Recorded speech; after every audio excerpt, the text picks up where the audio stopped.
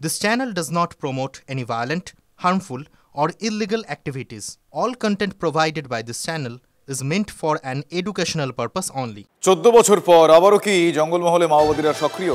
গড়বেতার কাছে রেল লাইনে বিস্ফোরণ ঘিরে রহস্য দানা বাঁধছে। অল্পের জন্য রক্ষা পেল ভুবনেশ্বর দিল্লি রাজধানী এক্সপ্রেস। রাজধানী এক্সপ্রেস চলে যাওয়ার কয়েক মিনিট পরেই লাইনে বিস্ফোরণটি ঘটে। গতকাল বিকেল 4:15 নাগাদ বিস্ফোরণের আওয়াজ পান গার্ড চালক। আদ্রা ডিভিশনে লিখিত আকারেও বিষয়টি তারা জানিয়েছেন। মাওবাদী শহীদ সপ্তাহের শেষ দিনে গড়বেতায় বিস্ফোরণ ঘিরে রহস্য দানা বাঁধছে। মাওবাদী শহীদ সপ্তাহের শেষ দিন 3রা অগস্ট, বাংলা সহ 5 রাজ্যে বন্ধের ডাক। বন্ধের শেষ দিনের বিকেলেই গড়বেতা রেল লাইনে বিস্ফোরণ ঘিরে খুব স্বাভাবিকভাবেই আশঙ্কার মেঘ ঘনীভূত হচ্ছে।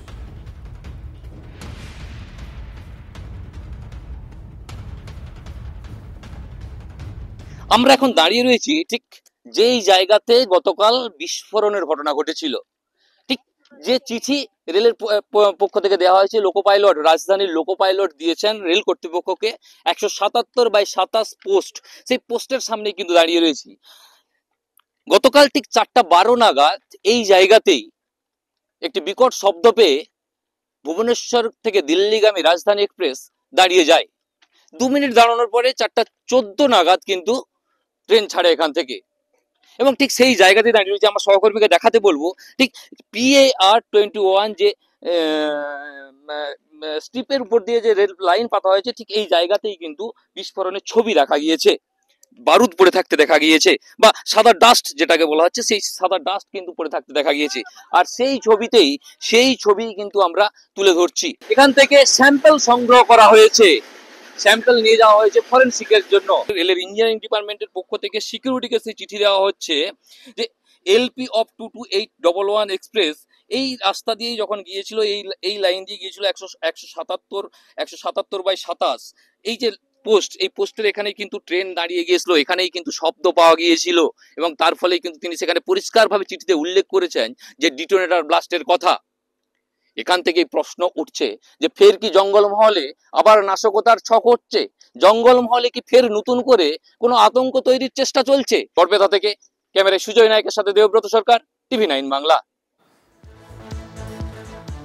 ফলে বুঝতেই পারছেন, মাওবাদী শহীদ সপ্তাহের শেষ দিনে এই বিস্ফোরণকে কেন্দ্র করে কিন্তু জঙ্গলমহলে একটা রহস্য দানা বাঁধছে। গড়বেতায় রাজধানী এক্সপ্রেস পাস করার কয়েক মিনিট পরেই বিস্ফোরণ হয়, যেটা আপনাদের বলছিলাম। রেল লাইনের ক্ষতি না হলেও ঘটনাস্থলে বিস্ফোরক ছড়িয়ে ছিটিয়ে রয়েছে। মাওবাদী শহীদ সপ্তাহের শেষ দিনে গড়বেতায় বিস্ফোরণ ঘিরে নেপথ্যে কি, এখানে কি মাওবাদীদের হাত রয়েছে কিনা, সব দিক তদন্তকারীরা খতিয়ে দেখছেন। রেল কর্তাদের সঙ্গে ঘটনাস্থলে যাচ্ছেন ফরেনসিক বিশেষজ্ঞরা। বিস্ফোরণের এবং বিস্ফোরকের নমুনা সংগ্রহ করবেন তারা। মহল এলাকার মধ্যে গড়বেতা স্টেশন, আর সেই গড়বেতা স্টেশন থেকে মাত্র 3 কিলোমিটার দূরে, আমার সহকর্মীকে দেখাতে বলবো, এই জায়গায় আমরা দাঁড়িয়ে রয়েছি গড়বেতা স্টেশনে। গড়বেতা স্টেশন থেকে ঠিক 3 কিলোমিটার দূরেই রয়েছে পিয়ারডোবা বা শিলাই হল্ট থেকে তার কিছুটা দূরেই রয়েছে পিয়ারডোবা স্টেশন। যখন রাজধানী ভুবনেশ্বর দিল্লি রাজধানী এক্সপ্রেস ক্রস করছিল, ঠিক সেই সময় কিন্তু বিকট আওয়াজ হয়। এই জঙ্গলমহলের এলাকায় যখন মাওবাদীদের শহীদ সপ্তাহ চলছে, শহীদ সপ্তাহের শেষ দিনে এ ধরনের ঘটনায় স্বাভাবিকভাবেই চাঞ্চল্য ছড়িয়ে পড়ে এলাকায়। কারণ এর আগে দীর্ঘ প্রায় 14 বছর আগের ঘটনাতে যদি ফিরে যাই, তাহলে কিন্তু দেখা যাবে এই জঙ্গলমহল এলাকাকেই কিন্তু মাওবাদীরা তাদের শক্ত ঘাঁটি হিসেবে বানিয়েছিল। আর তার ফলেই কিন্তু এই মাওবাদীদের যে শহীদ সপ্তাহ চলছে, তাতেই কিন্তু আতঙ্ক বেড়েছে স্থানীয়দের, আতঙ্ক বেড়েছে রেলের। ঘটনাস্থলে আসছেন ফরেনসিক টিম, এবং যেই জায়গায় ঘটনা ঘটেছে সেই ঘটনাস্থল থেকেই নমুনা সংগ্রহ করে পাঠানো হচ্ছে ফরেনসিকের জন্য, এবং ফরেনসিক টিমও আসছে, বিশেষ একটি টিম আসছে বলে আমরা রেল সূত্রে জানতে পেরেছি। তবে জঙ্গলমহলে এ ধরনের ঘটনায় কিসের বিস্ফোরণ? বারুদের গন্ধ, না অন্য কোনো ঘটনা রয়েছে এর পিছনে? তা নিয়ে কিন্তু ইতিমধ্যেই তদন্ত শুরু করেছে রেল কর্তৃপক্ষ। তবে ফরেনসিক টিমের তদন্ত শেষেই কিন্তু জানতে পারা যাবে যে এই যে ঘটনা ঘটেছে, এর পিছনে অন্য কোনো হাত রয়েছে কিনা, বা নিছকই কোনো দুর্ঘটনা কিনা, তা কিন্তু ক্লিয়ার হবে আগামী দিনে। আর সেদিকেই নজর থাকবে আমাদের। গড়বেতা থেকে ক্যামেরায় সুজয় নায়কের সাথে দেবব্রত সরকার, TV9 বাংলা।